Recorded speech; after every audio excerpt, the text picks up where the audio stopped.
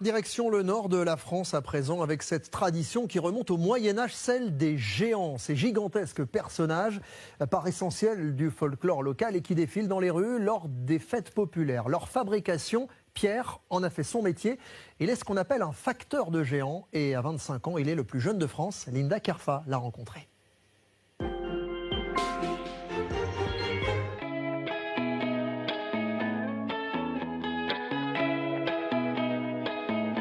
Sculpter une expression, peindre une main, et tout ça à très grande échelle.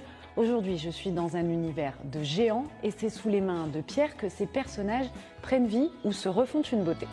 Ce géant, il sera pour la ville de Verviers-Sud. Un grand sourire, par exemple les oreilles un peu décollées, un grand nez. Alors, je me suis installé en 2017 comme constructeur-restaurateur de géants. J'ai fait quelques stages en vannerie, donc pour ce qui est de la structure du géant. Et en sculpture, j'ai donc fait des stages avec un constructeur de géants qui habite en Catalogne, donc en Espagne. Ces géants, personnages traditionnels du nord de la France et de la Belgique, peuvent mesurer jusqu'à 12 mètres et peser jusqu'à 750 kilos. Pour un géant, on va toujours commencer par un dessin préparatoire. On a le niveau du menton par rapport à la bouche, du menton par rapport au nez. C'est de l'argile qui est apposée sur une structure à l'intérieur. Il faut combien de temps pour fabriquer un géant? Alors pour faire un géant, il faut plus ou moins 3 ou 4 mois. On va venir couler du plâtre liquide sur le visage. En retirant l'argile, on va obtenir donc ce négatif. Dans ce moule, donc le négatif, on va venir utiliser du carton et qu'on va venir mettre dans de l'eau. Ensuite, on va prendre donc de la colle et on va venir placer notre carton dans le moule.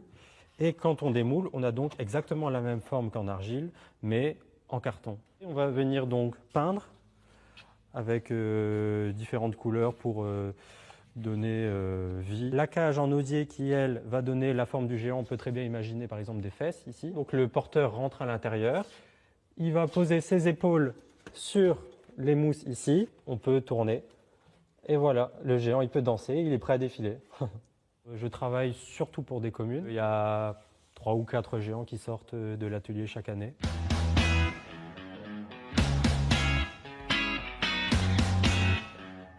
C'est le géant Sigebert Ier de Lambreux-les-Douais. Et donc c'est le plus grand géant que j'ai réalisé jusqu'à présent. Il fait 4,70 m. Tu peux essayer de la porter? Ah oui, effectivement, il fait assez chaud. Hein. C'est super lourd. Hein.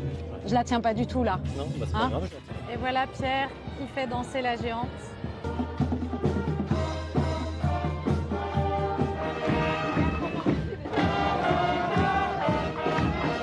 Pierre est l'un des 3 facteurs de géants dans les Hauts-de-France, des personnages qui prennent vie sous ses mains et qu'il restaure au fil des années pour perpétuer cette tradition inscrite au patrimoine culturel immatériel de l'humanité.